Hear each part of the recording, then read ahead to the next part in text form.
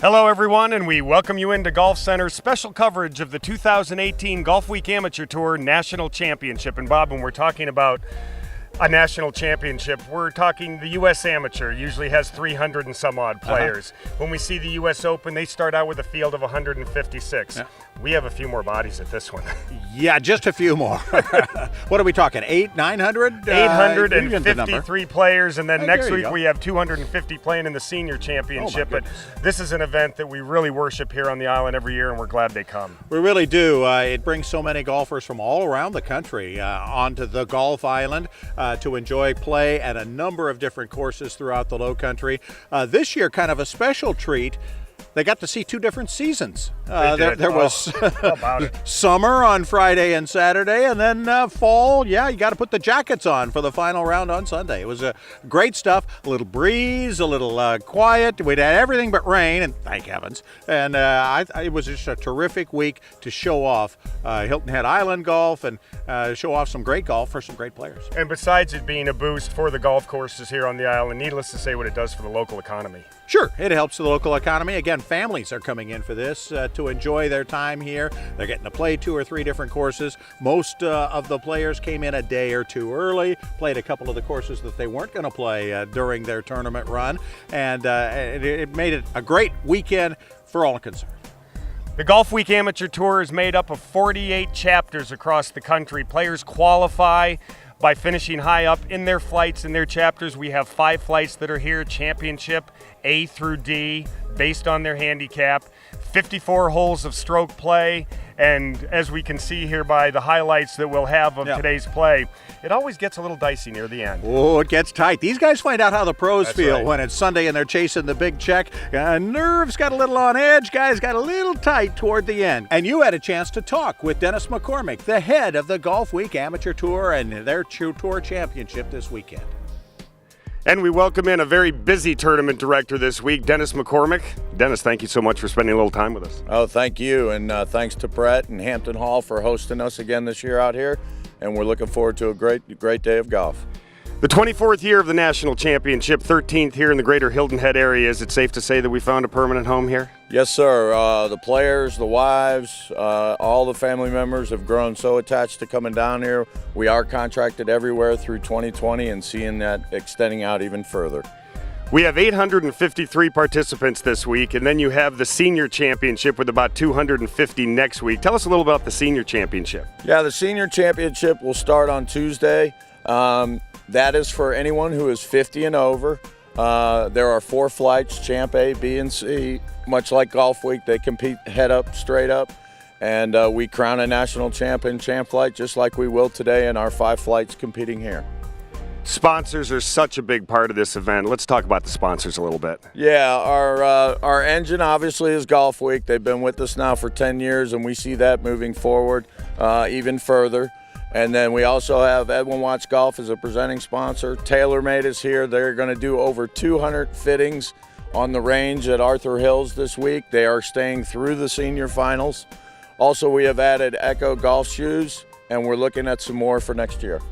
The tour has seen some growth in the last year with the addition of a few new chapters. Tell us about those. That's correct. We are currently now at 48 cities around the country. We just added Pittsburgh, Tucson, Arizona, and Los Angeles, California, making 48 tours nationwide. We also extended our membership to the largest it's ever been. We are now 5,200 members solid nationwide. Wow, that's a lot of players. The Stand Up to Cancer campaign, it's such an integral part of this tournament. I know you like to talk about this. I know it hits home a little bit with you. Why don't you go ahead and let everybody know what your feelings are towards that? Yeah, we all came together as a team, the tour nationwide. We lost 2 directors to cancer. We've all had family members involved in this situation. And I'm glad to say that this year we raised the most that we've ever raised, close to $40,000 nationwide through our tour campaigns and players themselves donating money. And as a nation now, our national funding is over $200,000 to Stand Up to Cancer. An incredible number. One of the great things for somebody that follows this tournament is the addition, it started last year, of your live scoring.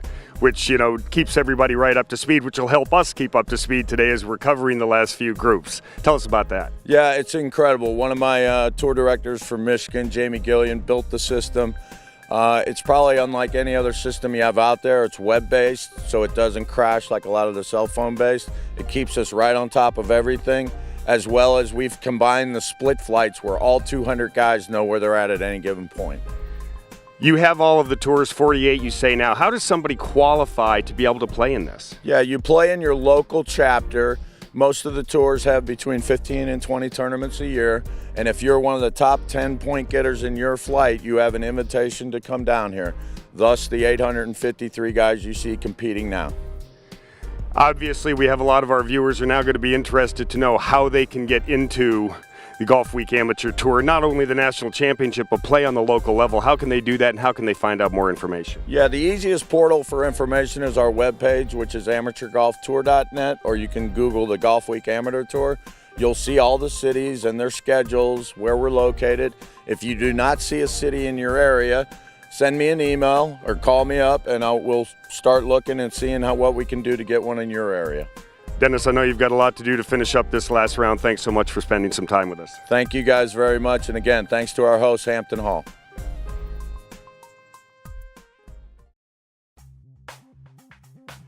With Director of Golf at Palmetto Dunes, Clark Sinclair, after yet another successful GolfWeek Amateur Tour participation here.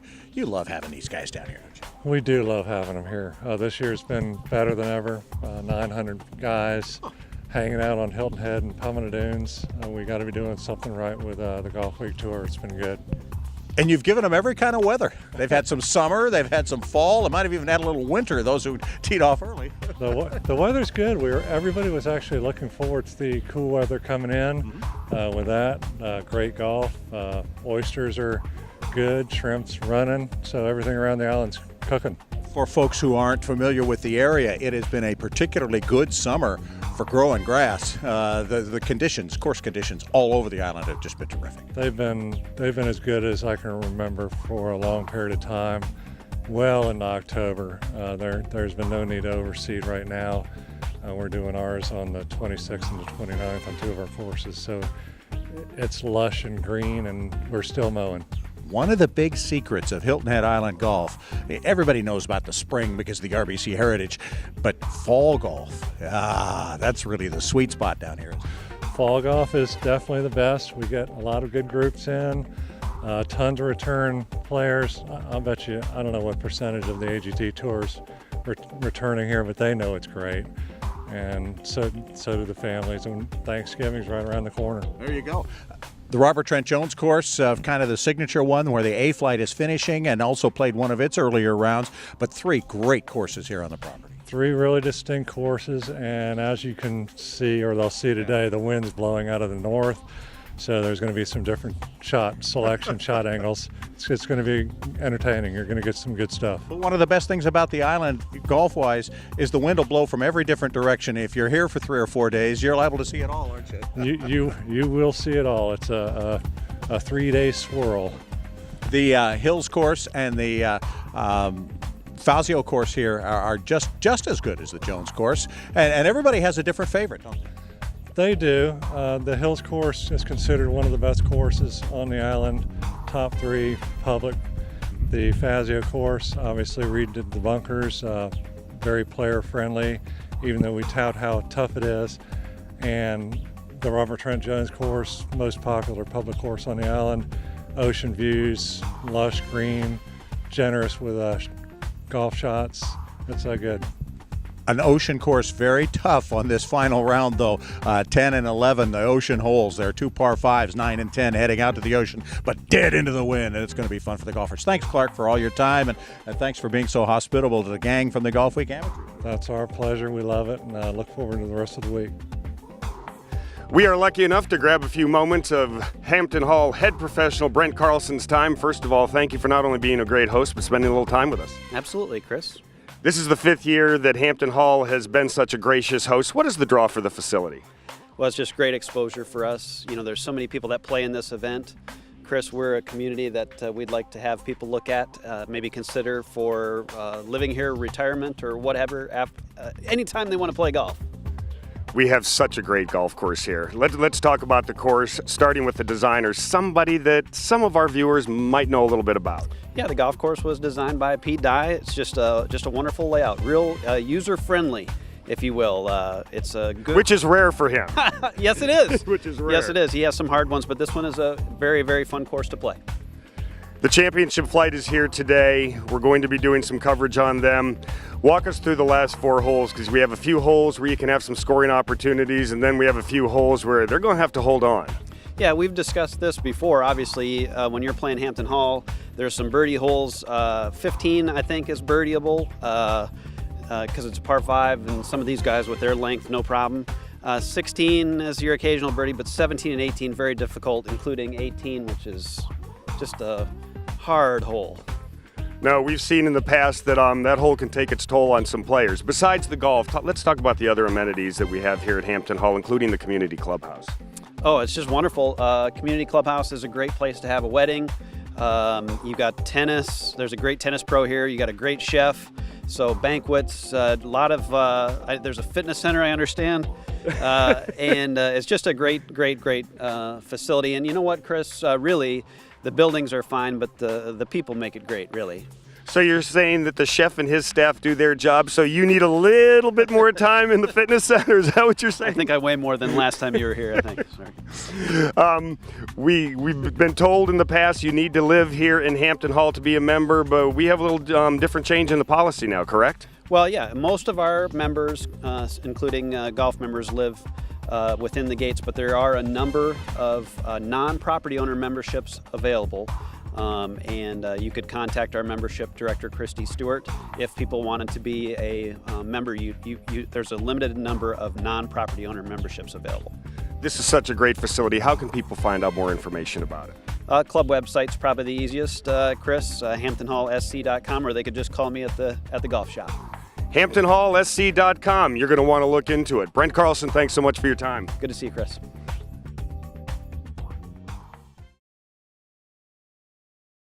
Here at the 17th at the Robert Trent Jones course at Palmetto Dunes, Ed Veal was just cruising along, just 1 over par on his round in the final round through the first 12 holes. But then a couple of bogeys, a double, and another bogey. Then here at 17, he has left his tee shot just a little bit short. Should be able to get up and down here. That would keep him at 18 over par with 1 hole to play, possibly cruising toward a championship. Ed Veal had taken the tournament lead, but then gave up 5 shots in his next 4 holes. For birdie from off the green here at the par 3 17th up to the cup, leaves it just below and to the right. He'll have a tap in there to at least stop the bleeding after that run of bogeys and a double at the par 5 15th. Should head to the final hole at 18 over par. And here now, tournament leader John Swoboda. He leads by 1, hitting his approach shot here on 16 from the right side of the fairway. This one's also going a little left of the pin. Should be close to pin high, though, as it is. So he has a nice conservative play, gives himself about 20 feet for birdie. Jay Barnes, the 2016 champion, playing out of the Charlotte chapter. He's got about 30 feet for birdie here, currently trails by 1. But has the wind blowing today, and he looks like he's got some pretty good speed on that, and he comes up just short. But a nice lag. Barnes will remain at 7 over for the tournament. John Swoboda now, here on 16 for birdie. He currently leads it by 1. He's 3 over for the day, 6 over for the tournament. These last 2 holes, 17 and 18, can play pretty challenging. He's got the ball on the way, and into the hole it goes for John Swoboda. Just what the doctor ordered here on 16. He takes a 2-shot lead with 2 holes left.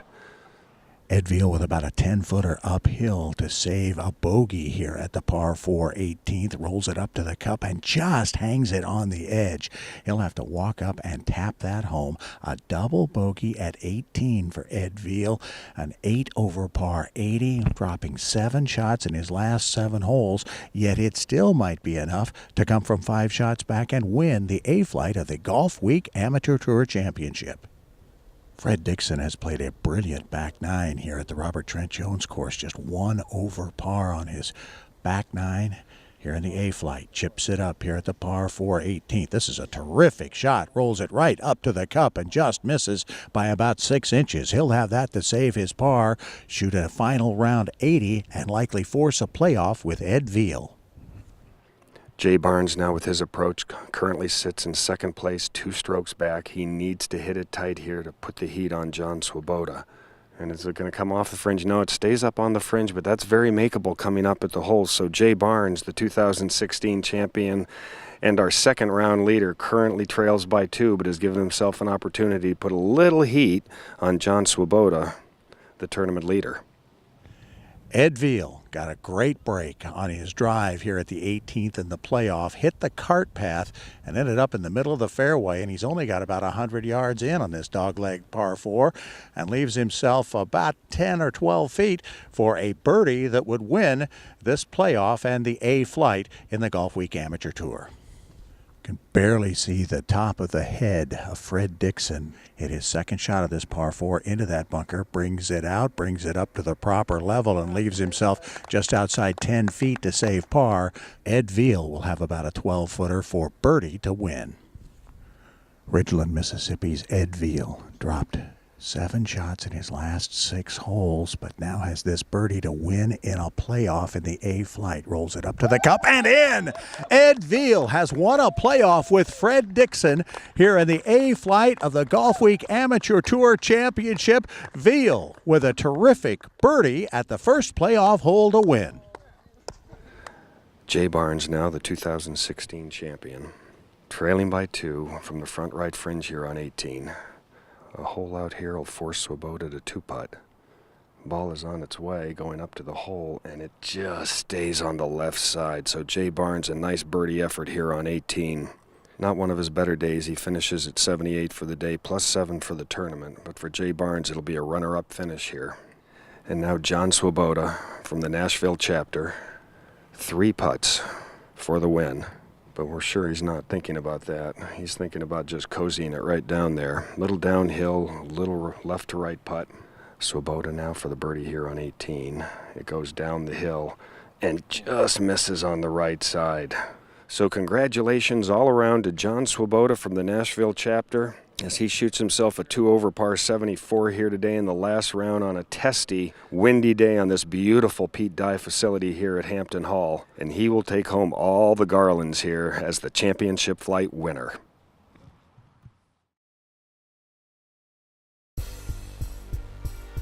We are joined by a very happy John Swoboda from the Nashville chapter. He just got himself a national championship here at the GolfWeek Amateur Tour National Championship. John, how does that sound?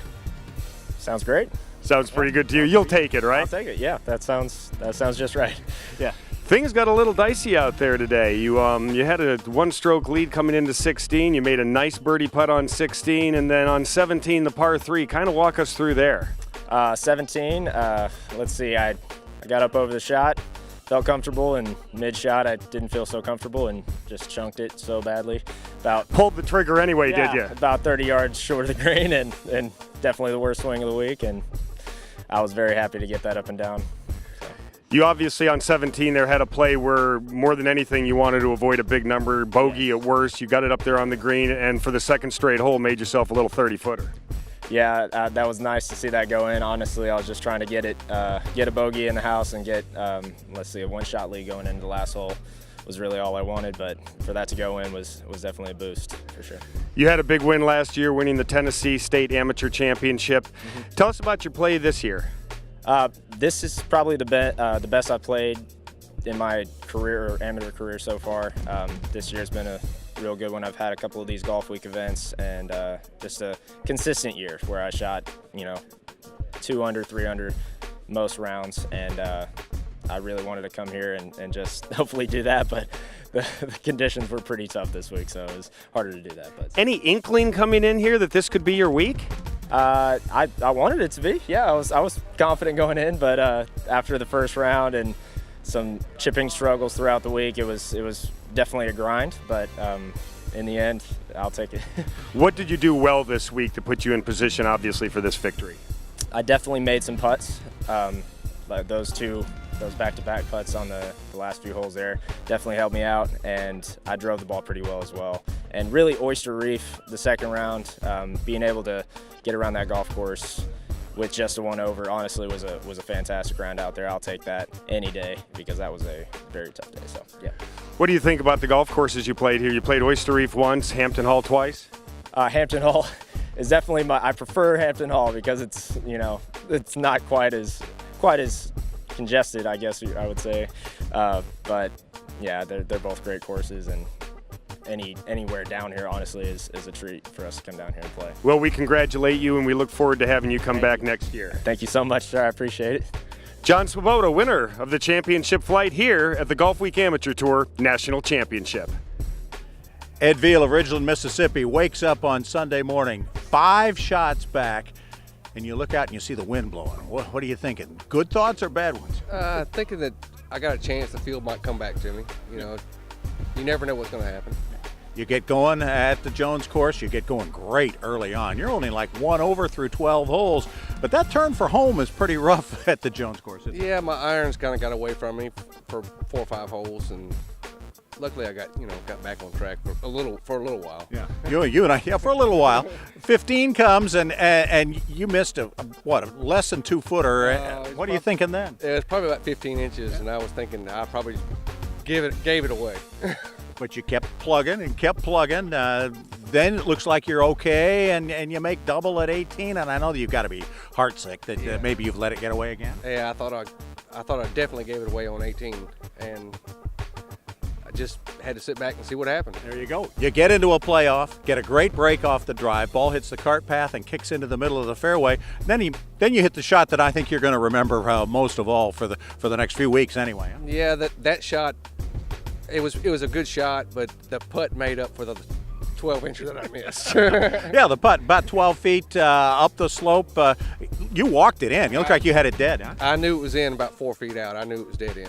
How much fun is this GolfWeek Amateur Tour and this Tour Championship? It's a blast. I love it. I'll come back every year. Yeah, you love coming to Hilton Head Island then? Oh, yes, definitely. Now, you've challenged before, is that right? And this is the first year you finally broke through and got it? Yeah, last year I finished 12th, and this year I said I got a good shot. I thought I had a good shot. What are the guys back home going to say about all this? Hopefully buy me a lot of beer. There you go. A lot of free beer coming for our winner of the A-Flight, Ed Veal. And we welcome in Dave Sonnenberg, another person from the Michigan West chapter, and now you are a national champion. How does that sound? Wow, that's exciting. I can't believe it. Didn't expect it, but I'm enjoying it. You were at Atlantic Dunes today, a course that obviously is right on the water, so it takes a brunt of the wind. How'd you find the conditions out there today? Yeah, it was tough, especially with the wind. Of course, I played it 2 days ago and admitted to myself then this is a tough course. And today I kind of struggled on the first 9, and I thought, well, there's high winds here, and other people could make mistakes too, and it worked out in my favor. Well, it came right down to the very end, didn't it? Walk us through the last few. Yeah, I was a little hesitant to look at the leaderboard, and when I got to the 18th tee, I thought, I should ask. And I said, no, I hit my tee shot. It was a good tee shot. And as I was driving up there, I said to my cart partner who was putting in the electronic scores, I said, what position am I in? Thinking I wasn't doing that well. He started to look. I said, no, I don't want to look. So I hit my next 2 shots on, got a bogey, and when I came off, he said, well, you're in second place. I couldn't believe it. And when I left the course, I was behind by 2 strokes. Figured there's no way I could win it. Went into the clubhouse, decided I'd wait around, see if maybe there was a playoff. And my daughter called me, said, Dad, did you see the leaderboard? I said, yeah, I can't believe it. I'm in second place. Maybe there'll be a playoff. He goes, no, they just posted it. You won.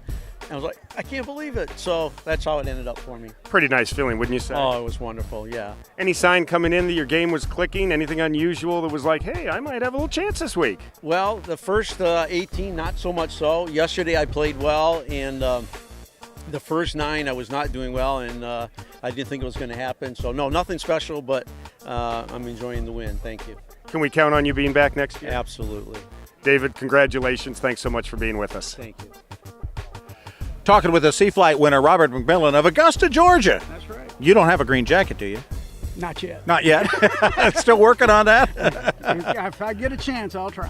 You win the Sea-Flight in a playoff. Take us through that playoff. That had to be tough. Well, yeah, the wind conditions out here today made the course play very, very tough.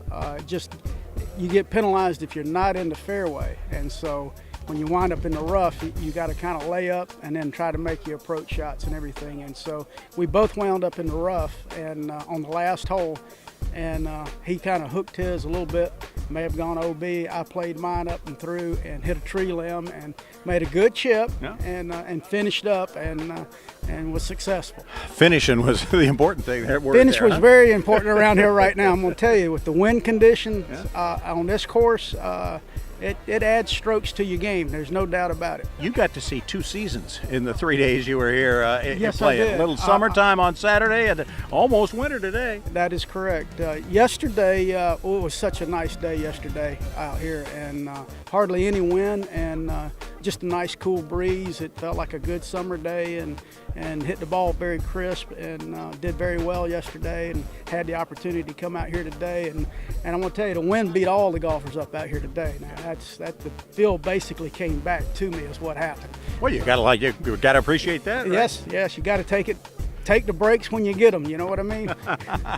How much have you enjoyed the experience in Hilton Head? This isn't the first year you've done this. No, sir. This is my 5th year. I've been down here 5 years, and I have enjoyed each and every one of them. First one is I've been successful in, and hopefully I'll be able to repeat. Have you learned something from the earlier years? Yeah, the first couple of times I came down here, nerves got to me playing with so many golfers out here. You know, there's 850 golfers or so out here, and they do a real good job putting together. The courses around here, people are very nice, and they just do it up right for everybody. Well, it makes it a very nice environment to play in. Absolutely. Well, you're one of the half dozen taking a trophy home. Congratulations. Thank you very much, sir. And we welcome in Dave Robinson, the winner of the D flight here at the GolfWeek Amateur Tour National Championship, playing out of the Michigan West chapter. First of all, Dave, congratulations. Thank you very much. You were leading by 1 coming into today. What was the mindset this morning? Were you kind of a little case of the nerves, or were you calm and cool and collected? A little case of the nerves, but I just came in just saying I got to play my own game, and that's what I did today and came out successful. Things got a little dicey at the end, didn't they? Yes, they did. Walk us through it there at the end.